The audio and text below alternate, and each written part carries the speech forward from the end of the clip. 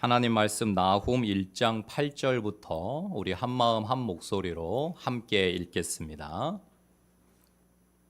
제가 먼저 봉독하겠습니다. 그가 범람하는 물로 그곳을 진멸하시고 자기 대적들을 흑암으로 쫓아내시리라. 네, 한번 같이 다시 읽어보겠습니다. 시작. 그가 범람하는 물로 그곳을 진멸하시고 자기 대적들을 흑암으로 쫓아내시리라. 아멘. 하박국 3장 18절에서 19절 함께 읽겠습니다. 나는 여호와로 말미암아 즐거워하며 나의 구원의 하나님으로 말미암아 기뻐하리로다. 주 여호와는 나의 힘이시라. 나의 발을 사슴과 같게 하사 나를 나의 높은 곳으로 다니게 하시리로다. 이 노래는 지휘하는 사람을 위하여 내 수금에 맞춘 것이니라. 아멘. 말씀과 성령의 능력으로 승리하는 삶을 살아가시는 우리 성도님들에게 하나님께서 이번 한 주간 베풀어 주시는 귀한 말씀은 나훔과 하박국 말씀입니다. 이제 구약이 정말 얼마 남지 않았는데요. 오늘부터 한 주간 읽을 나훔과 하박국도 나훔 3장, 하박국 3장, 도합 6장 정도 되는 분량이어서 충분히 읽으시고 또 깊이 생각하실 수 있는 그런 귀한 말씀들인데요. 먼저 우리 왜 말씀을 우리가 통독해야 하는지, 날마다 밥을 먹듯이 말씀을 먹어야 하는지 우리 한번 함께 읽으며 선포하도록 하겠습니다. 숫자 띄고 함께 읽도록 하겠습니다. 성경 읽기의 중요성과 필요성. 성경은 하나님의 말씀이므로 매일 읽고 묵상해야 합니다. 성경은 우리를 향한 하나님의 사랑의 표현이기 때문에 매일 읽고 묵상해야 합니다. 성경은 우리를 위한 하나님의 계획을 담고 있기 때문에 매일 읽고 묵상해야 합니다. 성경은 우리를 구속하기 위한 하나님의 은혜이기 때문에 매일 읽고 묵상해야 합니다. 성경은 우리를 진리로 인도하기 때문에 매일 읽고 묵상해야 합니다. 성경은 우리에게 하나님을 계시하기 때문에 매일 읽고 묵상해야 합니다. 성경 읽기는 모든 그리스도인들에게 선택이 아닌 필수 요소입니다. 네, 아멘. 성경을 읽는 기쁨으로 날로 충만해져 가고 계시죠? 저도 정말 신나게 기쁘게 계속해서 성경을 읽어 나가고 있는데요. 개인적인 목표인 사독을 이루기 위해서 사순절에 한 번 읽었고 또 1년에 한 번 여러분과 함께 읽고 있고 또 지금 쉬운 성경으로 일독을 하고 있는데요. 이제 구약을 다 읽고 신약으로 넘어갔습니다. 8월까지 신약을 한 달 동안 읽고요. 이제 9월부터 12월까지 4개월 동안 이제 또 다른 버전의 성경으로 일독을 하여서 올 한 해 사독을 하는 것이 저의 목표입니다. 여러분도 다 개인적으로 멋진 목표들을 세우셨을 텐데 뭐 연말에 이제 가장 많이 읽으신 분들 시상도 하겠지만 뭐 꼭 선물 받으려고가 아니라 말씀을 읽는 것은 나에게 밥을 먹는 것처럼 밥을 먹는 것보다 더 중요한 일임을 여러분 기억하시면서 날마다 즐겁게 말씀 가운데 주님과 교제하시기를 축복합니다. 아침에 우리 곽태영 성도님이 1시간 일찍 오셔서 점심을 준비하시기 위해 구슬땀을 흘리며 수고하셨는데 주방에서 이렇게 준비를 하시면서 로마서를 틀어놓고 들으시면서 점심 식재료를 준비하시는 모습이 너무 아름답고 멋있더라고요. 우리 성도님들의 삶에 말씀이 녹아 들어가고 있는 것이 담임 목사로서 너무나 기쁜 일이고 여러분들의 삶에 더욱 말씀으로 충만히 채우셔서 이 세상을 살아가지만 하나님 나라를 누리시는 은혜가 넘치시기를 축복합니다. 나훔이라고 하는 성경은요, 우리가 얼마 전에 함께 살펴보았던 요나서와 마찬가지로 아수르의 니느웨라는 수도에 있는 사람들에 대해서 이제 니느웨의 심판이 임할 것이라는 것을 나훔이라는 선지자를 통해 예언하게 하신 성경이 나훔이라는 성경입니다. 그러니까 요나서의 속편이다라고 생각하시면 될 것 같아요. 약 150년 전에 요나가 아수르의 니느웨에 가가지고 복음을 전했죠. 하나님께서 지금 심판이 임박했다고 하시니까 회개하고 구원받으라는 요나 선지자의 그 복음의 메시지를 듣고서 왕으로부터 가축에 이르기까지 모두 회개함으로 다시 나라가 왕성해지고 하나님 앞에 하나님의 도구로 쓰임 받았던 아수르와 니느웨인데, 그렇게 하나님 앞에 회개한 그 삶으로 계속 살아갔으면 좋았겠지만은 150년이라는 시간이 흐르면서 다시 과거로 돌아가고 다시 우상 숭배로 돌아가고 잔인한 그러한 삶의 모습들을 계속해서 가져갈 때에 하나님께서 결국은 아수르에게 심판을 선고하시는 그 예언의 메시지가 바로 나훔입니다. 인자와 긍휼로 오래 참으셨지만 아수르는 교만하였고 자신들이 강대국이라는 것과 자신들이 자신들의 신의 이름으로 쳐들어가는 곳마다 막을 수 있는 곳이 없었다는 것.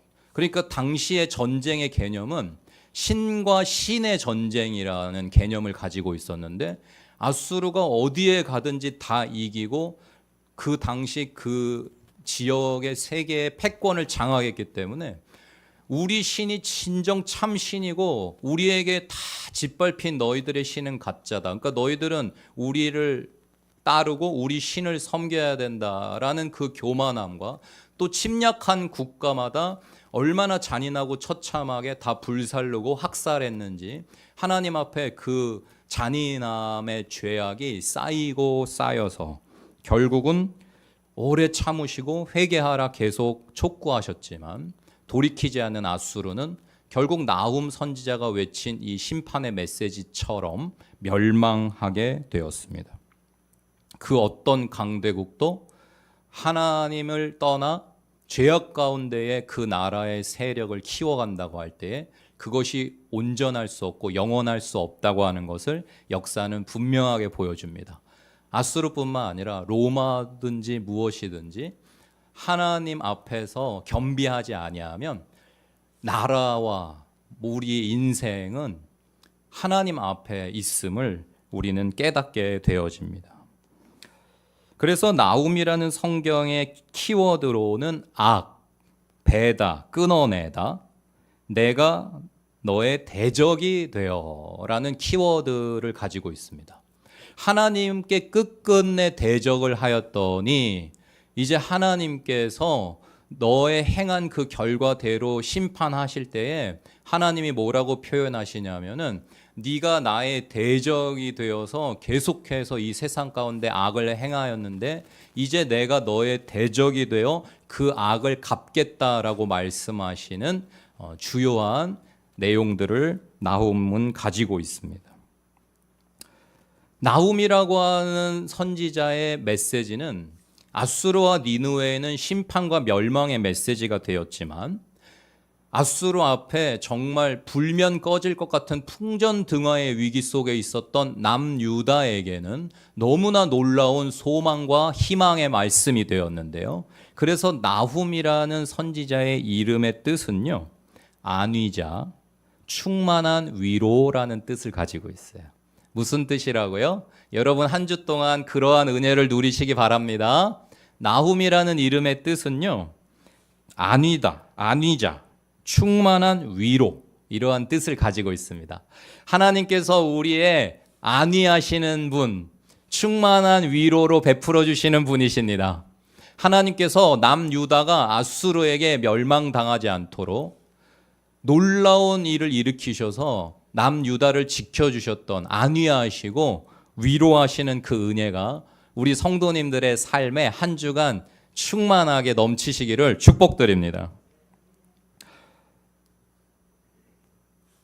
이 사람에 대해서는 알려진 바가 거의 없는데요. 그냥 엘고스 사람이라는 것밖에는 알려진 게 없는데, 이 엘고스라고 하는 지역 역시 명확하게 오늘날 여기라고 할 수가 없는 미상의 지역이어서 어디다라고 특정 지을 수가 없지만, 대부분의 고고학자들은 이 엘고스라는 지역을 어디로 보고 있냐면요, 갈릴리 지방에 있었다라고 보고 있습니다. 갈릴리라고 하는 것은 예수님 사역하셨던 본거지잖아요. 그런데 정말 더 재밌는 건요, 예수님 사역의 본거지셨던 가버나움이라는 곳이 있는데, 가버나움, 이 지명의 뜻이 뭐냐면요, 나훔의 마을이라는 뜻이에요. 가버나움, 나훔의 마을. 그래서 이거 매우 흥미로운 거죠. 나훔이 가버나움의 설립자였을 가능성도 배제할 수는 없는 것이에요.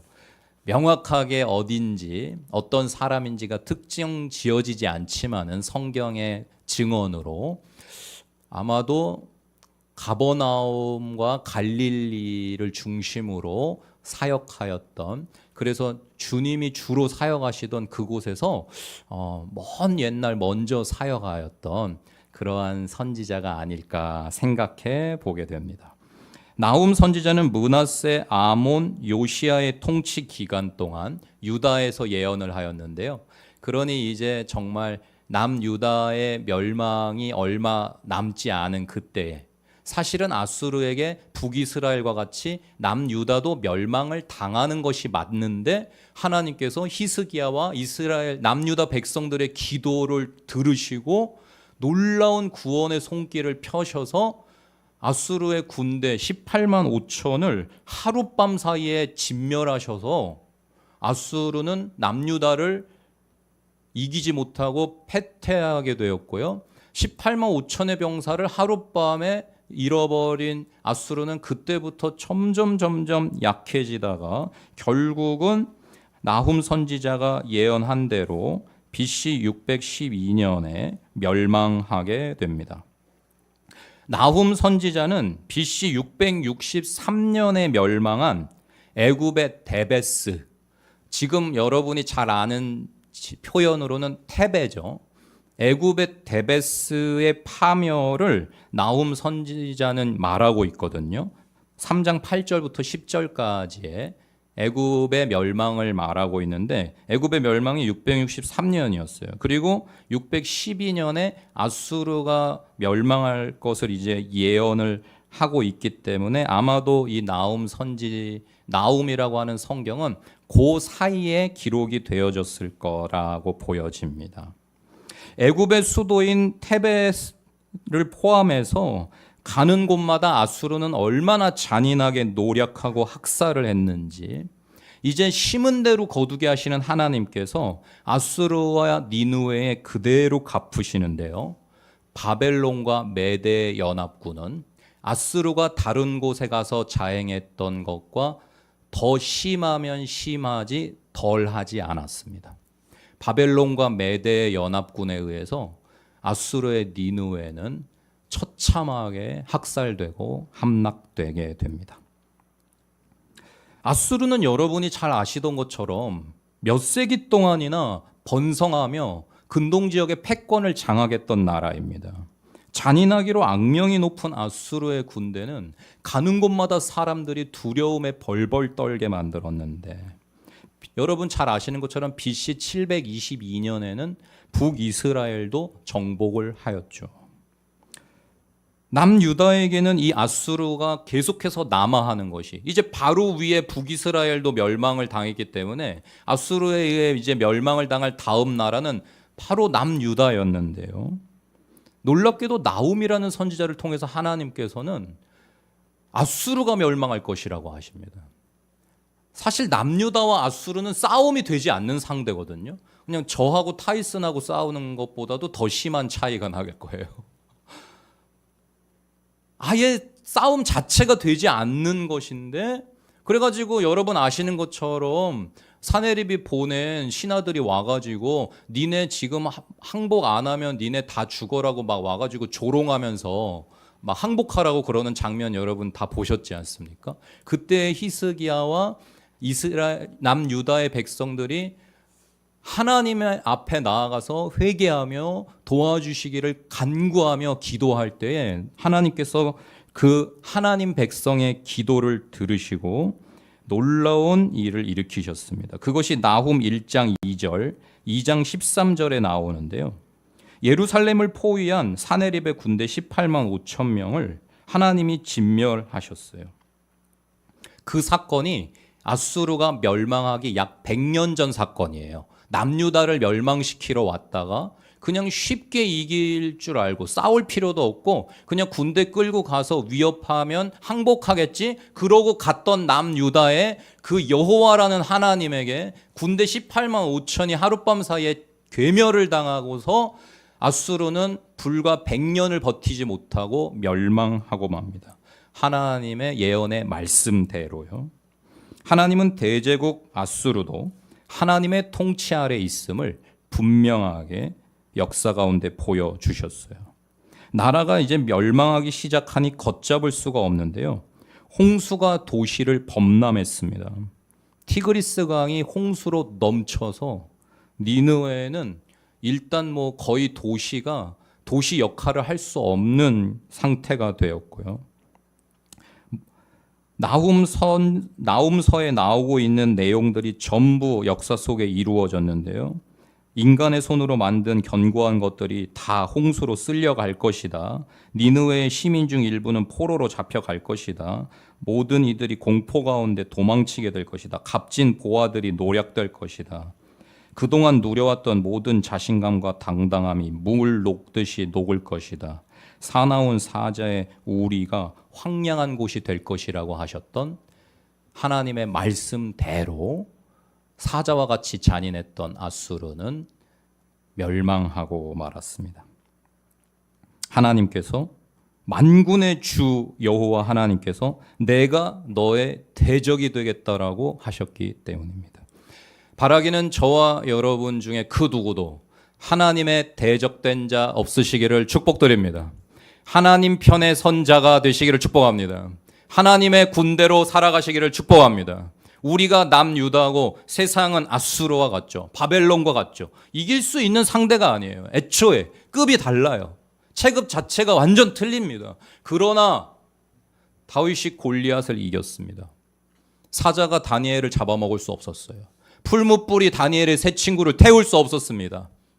그 기적이 여러분의 것이 되시기를 축복드립니다. 하나님의 자녀로 살아가셔서 말씀과 성령의 능력으로 순종의 길을 걸어가는 여러분이 세상이 볼 때에는 비록 남유다와 같고 다윗과 같겠지만 골리앗이 다윗을 조롱했지만 이길 수 없었고요. 아수르가 남유다를 조롱했지만 이길 수 없었던 것처럼 세상이 감당할 수 없는 주님의 강력한 몸된 교회이신 여러분들이시기를 축복합니다. 아수르에게는 피의 성이라는 별명이 붙게 되었습니다. 그들의 잔인성은요, 제가 어제 설교를 준비하면서 그들이 가는 곳마다 어떤 만행을 저질렀는지를 보았는데요. 제가 지금 여러분들한테 입으로 말씀드릴 수가 없어요. 너무 잔인하고 처참해가지고 일제 치하 시절에 막 했던 그런 것들처럼 뭐 너무 잔인한 일들을 해가지고 뭐 표현을 해드릴 수도 없는데 그 많은 피를 흘렸던 그 죄값이 결국 고스란히 자기들에게로 돌아간 모습을 우리는 이제 나홈의 예언을 통해 확인하게 될 것입니다. 하나님께서 죄를 얼마나 심각하게 여기시는지, 하나님이 하나님 아니시라는, 하나님 필요 없다고 하는 인간의 교만함을 얼마나 심각하게 여기시고 그것을 반드시 다스리셔서 이 세상 가운데 하나님이 하나님이심을 스스로 선포하시는지를 잘 확인할 수 있는 귀한 성경이 바로 나훔서입니다. 기만과 폭정을 기초로 한 그 어떤 민족, 개인의 왕국도 하나님이 기뻐하시지 않는 이상 세워질 수 없고 영원할 수 없다는 것이 역사의 진실일진데, 바라기는 하나님으로 인정하는 겸손한 믿음의 인생이 되시고 가정이 되시고 우리 은혜로운 교회가 되셔서 하나님이 안위하시고 하나님이 위로하시며 하나님이 승리케 하시는 기적의 주인공들이 다 되시기를 축복드립니다. 나훔은 그렇게 하나님이 강한 용사이셔서 스스로 일어나셔서 대적을 무찌르시고 자신의 백성을 구원하심을 1장에서 말하고 2장과 3장에서 하나님이 제국의 권세를 자랑하던 아수르와 수도 니느웨를 황폐하게 하심을 증거하고 있습니다. 이제 하박국을 우리가 잠시 함께 살펴보면요, 하박국은 여러분이 좀 나훔보다는 좀 친숙하실 것 같고 내용적으로도 여러분이 암송하기 즐거워하시는 구절들도 많이 있고, 하박국의 몇몇 구절은 역사적으로나 신학적으로 너무나 중요해서 바울의 이신칭의 핵심 키워드의 말씀이 의인은 믿음으로 산다는 그 키워드가 바로 하박국의 예언에서 나온 말씀이고, 그것이 또 고스란히 종교개혁 시대에 루터에게로 갔으니 이 하박국은 그야말로 종교개혁의 아버지라고 할 수 있겠습니다.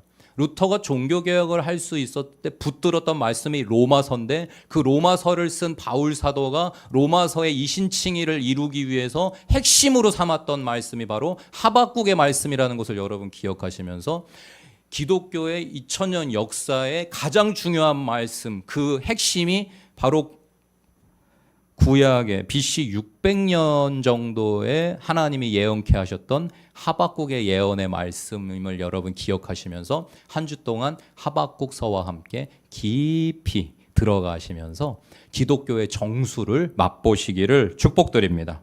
하박국의 키워드는 믿음, 왜, 화, 이런 키워드들을 가지고 있는데, 오직 의인은 믿음으로 살리라 라는 것이 핵심 메시지니까 당연히 믿음이라는 키워드는 여러분 우리가 이해가 되죠. 근데 왜? 이거는 뭐지? 싶으실 수가 있을 텐데요. 뭐냐면은 질문하는 신앙 돼야 된다는 것입니다.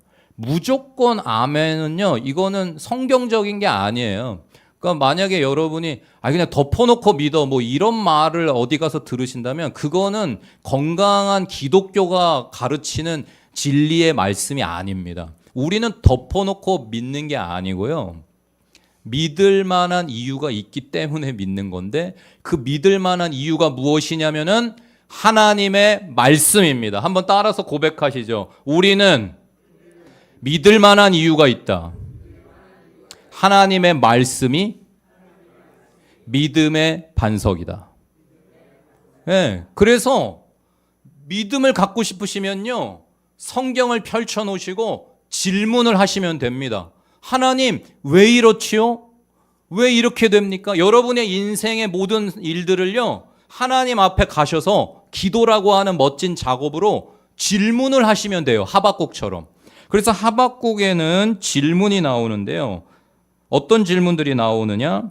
왜 하나님은 지금 우리 남유다가 하나님의 백성이 이렇게 고통당하고 있는데 왜 가만히 계십니까? 왜 개입하셔서 저 악한 자들을 무찌르고 우리 이스라엘을 더 지켜주시고 번성케 하시지 않고 또 우리 이 하나님 백성인 이스라엘에 이렇게 우상숭배와 죄악이 들끓고 있는데, 공의가 이루어지고 있지 않은데 왜 하나님 가만히 계십니까? 라는 질문이 1장에 나옵니다.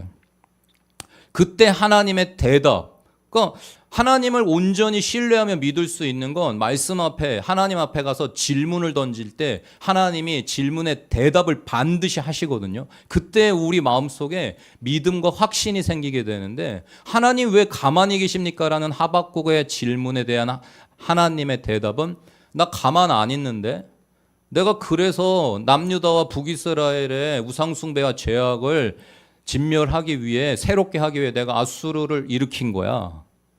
내가 갈대아인을 일으켰어. 내가 아수르를 일으켰어. 내가 바벨론을 일으켰어라고 하나님이 대답을 하세요.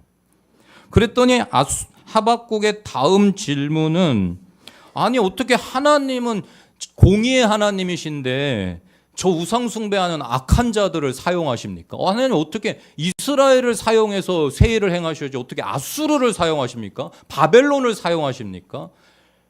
그때 하나님께서는 하박국에게 하나님이 대답하시는 적절하신 때가 있으며 그 때가 이루어지기까지 기다릴 줄 알아야 된다는 그 기다림에 대해서 2장에 대해서 말씀을 하시고요. 그러니까 쉽게 얘기해서 여러분 기도하신다고 하나님이 모든 기도에 다 바로바로 대답을 하시지 않는다는 거예요. 대답을 주신 가장 좋은 때를 하나님은 알고 계시고 그때까지 그 질문을 붙들고 기도하면서 말씀 앞에 삶을 살아나가다 보면은 하나님께서 대답하시는 때가 반드시 있는데 그때까지 잘 나아갈 수 있는 그런 믿음의 인내가 오래 참음이라는 성령의 열매가 중요함을 하박국서는 우리에게 가르쳐 줍니다. 하나님 어떻게 악인을 사용하십니까? 라는 질문에 대한 대답은 무엇이냐면요. 걱정하지 마. 모든 사람, 모든 민족에 대한 교만 내가 반드시 징계한다. 라는 것이 하나님의 대답이세요. 아수르 내가 계속 저렇게 하면 징계할 거니까 걱정하지 마, 하박국아. 바벨론이 계속 저렇게 하면 내가 반드시 심판할 거니까 걱정하지 마, 하박국아. 라고 말씀을 하세요. 하나님은 질문하면 대답하시는 하나님이십니다. 우리는 그냥 아무리 허공에다가 외쳐대는 것 같은 것이 기도라고 생각할 때가 많아서 기도가 즐겁지 않다라고 속아 넘어갈 때가 많은데요. 질문을 가지고 사람에게가 아니라 하나님께로 나아가시기를 축복드립니다.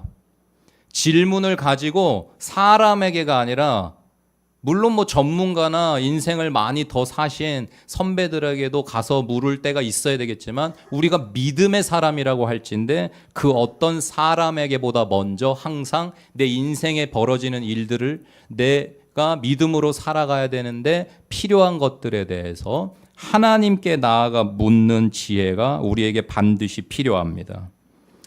하나님께 나아가 묻는 그리스도인은 하박국과 같이 반드시 승리와 기쁨의 노래를 부르게 될 줄 믿습니다.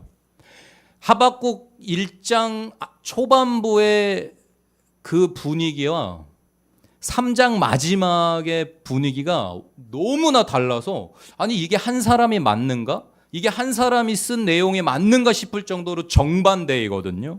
처음에는 두려움과 절망과 불평, 불만과 원망을 가지고 하나님 앞에 나아갔던 하박국이 하나님 앞에 질문을 한 그 대답을 듣고 나서 3장 마지막에 가서 하박국에 올려드리는 그 찬송과 기쁨과 감사는요, 이게 동일한 사람인가 싶을 정도인데 그게 바로 저와 여러분의 모습입니다. 여러분, 우리도 이 세상에 살다 보면은 가난도 있죠, 질병도 있죠, 소중한 사람, 친밀한 사람한테 배신도 당하죠, 사기도 당하죠. 여러 가지 어려움과 고통과 내가 스스로 어떻게 할 수 없는 인간의 한계는 분명하잖아요. 나이 먹어갈수록 점점 어려워지고 힘들어지는 것들이 많아지는 것이 인생입니다. 그런데 그 모든 질문을 하나님 앞에 던질 때 대답하시는 하나님 앞에 모든 인생이 발견하게 되는 것은 무엇이냐? 기쁨이요, 소망이요, 구원의 확신이요, 감사 찬송으로 나아가게 될 줄 믿습니다. 그러니까 하박국은 삶은 지금 변한 게 없고 여전히 나라는 멸망 앞에 있는데요. 나라는 여전히 우상숭배와 부정부패로 가득해요. 변한 게 없어요. 환경은, 상황은 변한 게 없어. 그런데 하박국이 뭐라고 3장에 가서 하느냐? 난 이제 그런 거 상관없다는 거예요. 그리 아니하실지라도 외양간에 송아지가 없어도 우리의 양떼가 없어도 나는 이제 하나님을 노래할 거라는 거예요. 찬양할 거라는 거예요. 왜요? 뭐가 달라졌습니까? 대답을 들었거든요. 하나님이 어떻게 하실 것인지. 지금의 어려움을 찬양으로 감사로 이겨낼 수 있게 되었는데 하나님의 마음에 참여하고 하나님의 역사에 참여하고 앞으로 이루어질 하나님의 그 뜻과 계획을 알게 되어 거기에 동참해서 살아가는 사람은 오늘의 어려움과 고난을 넉넉하게 이기는 줄 믿습니다. 하박국의 기도는 음악적 형식으로 볼 때에 이 사람은 분명히 성전 찬양대의 일원이었음을 보여줍니다.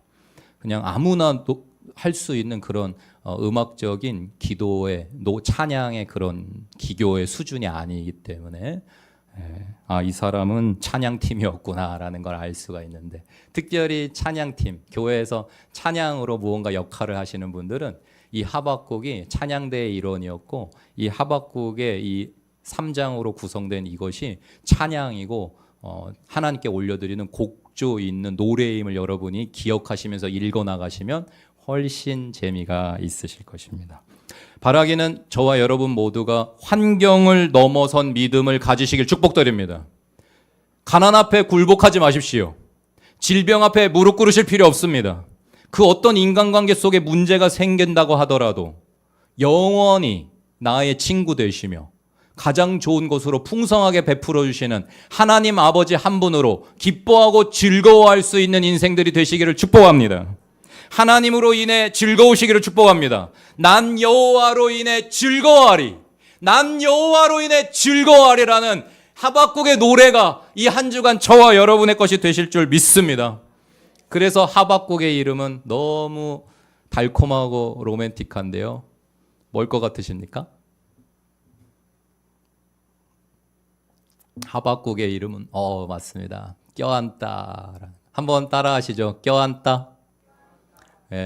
이번 한 주간 하박국서와 함께 하나님을 깊이 끌어안으시고 주변에 한 사람 한 사람 뜨겁게 포옹해 주시면서 위로와 소망으로 힘든 세상 잘 이겨나갈 수 있도록 서로가 서로에게 버팀목이 되어주고 위로가 되어주는 은혜로운 교회가 되시기를 축복드립니다. 하박국의 껴안다라는 이름의 뜻은 하나님이 우리를 그렇게 환영하시고 사랑하신다는, 오늘 여러분 지금 하나님이 다 지금 껴안고 계신 중이에요. 느껴보세요. 지금 하나님이 하나님께 온 여러분들을 끌어안고 계세요. 지금 너무 좋으셔서 기다리고 기다리셨거든요. 우리가 그 하나님이 나를 꽉 안아주신 그 따뜻함과 그 사랑과 그 에너지로 한 주간 세상에 가서 또 그 사랑의 온기가 필요한 사람들을 꼭 끌어안아주면 됩니다. 그러면 천국이 누룩과 같이 번져갈 줄 믿습니다. 이 세상 모두에게는 격려와 도움이 필요해요. 용가리 통뼈 없어요. 아무리 잘난 척하고 아무 도움 없어도 혼자 살 수 있다고 해도 사실 잘 들여다보면요, 그 사람도 누군가의 도움을 받고 있어요. 누군가와 더불어 살아가고 있어요. 홀로 독야청청 그럴 수 있는 인생 없어요. 내 곁에 누군가가 있다고 하는 건 하나님이 주신 최고의 은혜인 줄 아십시오. 내가 고독사하지 않고 내 곁에 누군가가 있다고 하는 거 하나님이 내게 베풀어 주신 은혜 중에 은혜인 줄 믿습니다. 가족이 있다는 거, 내 곁에 아내가 있다는 거, 남편이 있다는 거, 자녀가 있다는 거, 부모가 있다는 거, 친구가 있다는 거, 다른 그 무엇보다도 나를 위해 기도해 주는 성도가 있다고 하는 것이 얼마나 하나님의 은혜인지를 고백하시면서 감사하고 기뻐하시기를 축복드립니다. 우리 그 덕분에 살아가고 있는 거예요. 제가 그렇더라고요. 요즘에 많이 힘들고 버겁고 지치고 슬픈데 하루하루를 제가 꾸역꾸역 살아가네요. 와, 나 어떻게 살고 있지? 누가 자꾸 연락을 해요. 전화를 해요. 밥을 먹재요. 기도하고 있대요. 요즘 어떻게 지내네요. 선물을 보내요. 먹고 힘내래요. 계속 하나님이 저한테 하고 싶은 일을 해주는 사람들, 많은 사람들, 헤아릴 수 없는 지인들이, 믿음의 동료들이 저를 가만 안 놔두더라고요. 지난 한두 달 동안. 이 사람들이 왜 이러지? 하나님이 다 아셔서요. 위로해 주시는 거예요. 껴안아 주시는 거예요. 도와주시는 거예요. 힘을 주시는 거예요. 사랑의 온기로. 여러분, 우리의 전화 한 통이, 누군가가 먹는 밥 한 끼가 작은 선물 하나가 1분, 2분의 기도 한 번이 사람을 살리고 죽이고 하는 겁니다, 여러분. 바라기는 이번 한 주간에도 사랑의 온도가 더욱 뜨거우시기를 축복드립니다. 여러분 덕분에 제가 살고 있어서 감사드리고 저도 여러분들에게 그러하고 싶습니다. 사랑하는 여러분, 내가 갈대아 사람을 일으켰어. 아수르가 영원할 것 같았는데 바벨론을 일으키셔서 아수르를 진멸하시는 하나님, 역사의 주인 되신 그 하나님 앞에 하나님 한 분이면 충분하다는 믿음으로 뜨거우시기를 축복드립니다. 하나님 한 분이면 충분합니다.